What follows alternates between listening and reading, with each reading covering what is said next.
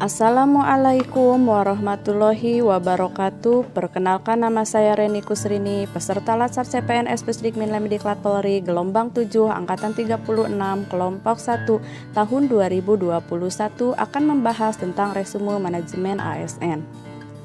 Apa itu manajemen? Manajemen adalah sebuah proses dalam rangka mencapai suatu tujuan organisasi dengan cara bekerja secara bersama-sama dengan orang-orang dan sumber daya yang dimiliki organisasi tersebut.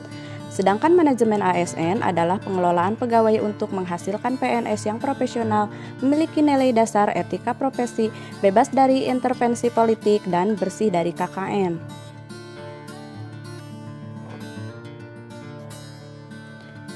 ASN terdiri dari dua jenis, yang pertama PNS, yang kedua P3K. PNS adalah warga negara Indonesia yang memenuhi syarat tertentu, diangkat sebagai pegawai ASN secara tetap oleh pejabat pembina kepegawaian untuk menduduki jabatan pemerintahan, memiliki nomor induk pegawai secara nasional. Sedangkan P3K adalah warga negara Indonesia yang memenuhi syarat tertentu yang diangkat oleh pejabat pembina kepegawaian berdasarkan perjanjian kerja sesuai dengan kebutuhan instansi pemerintah untuk jangka waktu tertentu dalam rangka melaksanakan tugas pemerintahan. Adapun fungsi ASN, yang pertama pelaksana kebijakan publik, yang kedua pelayan publik, dan yang ketiga perekat dalam pemersatu bangsa. Bagaimana cara menjadi seorang PNS? Untuk menjadi seorang PNS, seseorang harus melalui tahapan seleksi yang mencakup seleksi administrasi, seleksi kompetensi dasar, seleksi kompetensi bidang. Apabila dinyatakan lulus seleksi, selanjutnya diangkat menjadi CPNS. Dalam masa percobaan selama 1 tahun, seorang CPNS harus mengikuti pelatihan dasar yang di dalamnya meliputi integritas moral, kejujuran, semangat dan motivasi, nasionalisme dan kebangsaan, karakter kepribadian yang unggul dan bertanggung jawab, memperkuat profesionalisme dan kompetensi bidang. Setelah masa percobaan selama 1 tahun, seorang CPNS akan diangkat menjadi PNS setelah dinyatakan lulus pendidikan dan pelatihan serta sehat jasmani dan rohani. Adapun hak seorang PNS, yang pertama hak mendapatkan gaji, tunjangan, dan fasilitas.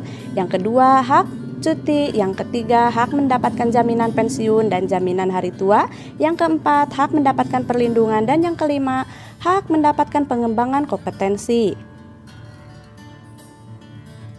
Adapun kewajiban seorang PNS, yang pertama melaksanakan kebijakan publik, yang kedua melakukan pelayanan publik, yang ketiga mempererat persatuan dan kesatuan bangsa, dan yang keempat melaksanakan kewajiban lain sesuai Undang-Undang ASN. Adapun peraturan yang mengikat seorang PNS dimuat dalam PP nomor 53 tahun 2010 tentang disiplin pegawai negeri sipil. Pasal 7 dalam peraturan tersebut mengatur tentang tingkat dan jenis hukuman disiplin, yang terdiri dari hukuman ringan, hukuman sedang, hukuman berat. Hukuman ringan diantaranya teguran lisan, teguran tertulis, dan pernyataan tidak puas secara tertulis.